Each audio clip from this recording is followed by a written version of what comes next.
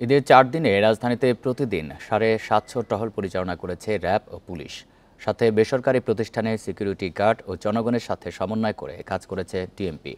এ কারণে ঈদের ছুটির প্রথম ৪ দিন বড় কোনো অপরাধ ঘটেনি দাবি পুলিশের। এ নিয়ে কথা বলতে বসুন্ধরা আবাসিক এলাকা থেকে যোগ দিচ্ছেন সুপ্রিম কোর্টের আইনজীবী ব্যারিস্টার ওমর ফারুক। জনাব ওমর ফারুক, আপনাকে স্বাগত জানাচ্ছি ইন্ডিপেন্ডেন্ট সংবাদে। বান্ডেল থাকলে প্রতি সেনমানিতে টাকা বাঁচবে।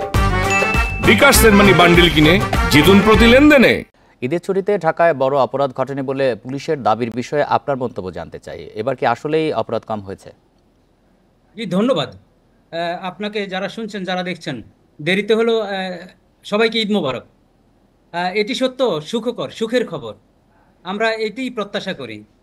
এটি আমাদের দেশে প্রচলিত আছে যে পুলিশ চাইলে কি না পারে, অর্থাৎ পুলিশ চাইলে, আন্তরিক হলে যে আইন শৃঙ্খলার উন্নতি হয়, অপরাধ কমে যায়, সেটি এই ঈদে এটি প্রমাণ করেছে। আর আমি একটি ক্রেডিট দিতে চাই, অর্থাৎ আমাদের হেডমাস্টার আছে, আমাদের হেডমাস্টার সৎ একজন হেডমাস্টার।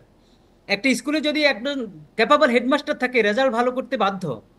অর্থাৎ আমরা গত ঈদ, গত চাঁদ, গত যে রোজা, এগুলোতে আমরা নানাবিধ ক্রাইসিসে আমরা পড়েছি। কখনো আকাশচুম্বী দ্রব্যমূল্য, কখনো ছিনতাই, ডাকাতি। আর সবচেয়ে বড় কথা, ফ্যাসিস্টের সময় থানাগুলো ছিনতাই এবং ডাকাতির মামলা নিত না। তারা ক্লিন ইমেজ দেখানোর জন্য, ক্লিন রাখার জন্য নিজের থানাকে, আর এটার ব্যবস্থাও নিত না। তো এখন এই পরিবর্তনের ফলে, জুলাই বিপ্লবের পরবর্তী সময়ে আমাদের প্রত্যেকটা বাহিনী চেষ্টা করতেছে তাদের অ্যাকচুয়ালি যে হৃত গৌরব, এগুলো ফিরিয়ে আনতে। এই গত ঈদে যেভাবে তারা সমন্বয় করে কাজ করেছে, অর্থাৎ আন্তরিকতার সহিত কাজ করেছে, অর্থাৎ মানুষকে সম্পৃক্ত করে কাজ করেছে, বিভিন্ন গার্ডদের সম্পৃক্ত করে কাজ করেছে, যার ফলাফল এখন পেয়েছি। আর সবচেয়ে বড় কথা, ওই চোর, গুন্ডা, বদমাইশদেরকে এখন আর রাজনৈতিক আবরণে শেল্টার দেওয়া হয় না। ফ্যাসিস্টের আমলে আইদার এই ছিনতাইকারী বলেন, এই ডাকাতবাজরা বলেন, এরা কিন্তু একটা শেল্টারে থাকতো, একটা বাজে বন্দোবস্তে থাকতো, রাজনৈতিক শেল্টারে।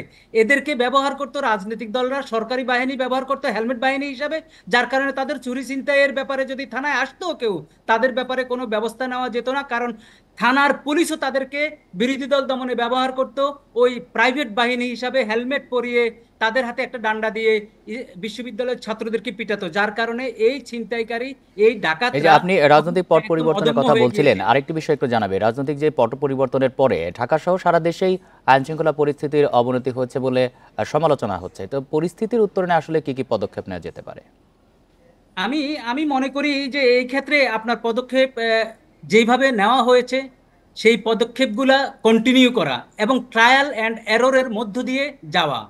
অর্থাৎ আমাদের সামনে যে একটা বাজে একটা রেকর্ড ছিল, যে কন্টিনিউয়াস চুরি হতো, ছিনতাই হতো এবং ছিনতাইকারীর দ্বারা অনেকে নিহত হতো। সুতরাং যেই মেজার নেওয়ার কারণে এই সুফলটা আমরা পেয়েছি গত ৪ দিনে, সেই মেজারটাকে দীর্ঘায়িত করা, সেই মেজারটাকে আরো কার্যকর করা এবং এই কার্যকরকরণের ক্ষেত্রে যারা ভূমিকা রেখেছে তাদেরকে উৎসাহিত করা, পুরস্কৃত করা। অর্থাৎ যেই সেটআপের মাধ্যমে এটা নিয়ন্ত্রণ করা গেলেও সেই সেটআপটাকে ট্রেনিংয়ের মাধ্যমে, প্রপার ট্রেনিংয়ের মাধ্যমে আরো ভালোর দিকে নিয়ে যাওয়া, আরো ভালো করা। তো সুতরাং আমি মনে করি এই শিক্ষা থেকে আমরা এটা নিতে পারি যে যদি আমরা আন্তরিক হই, যদি থানা আন্তরিক হয়, যদি লোকাল প্রশাসন আন্তরিক হয় এবং যদি লোকাল কমিউনিটি আন্তরিক হয় এবং চোর, গুন্ডা, বদমাইশদেরকে যদি রাজনৈতিক আশ্রয় প্রশ্রয় না দেওয়া হয়, তাহলে উন্নতি হবে, আমাদের আইন শৃঙ্খলা উন্নতি হবে, নাগরিকরা স্বস্তি পাবে, শান্তি পাবে।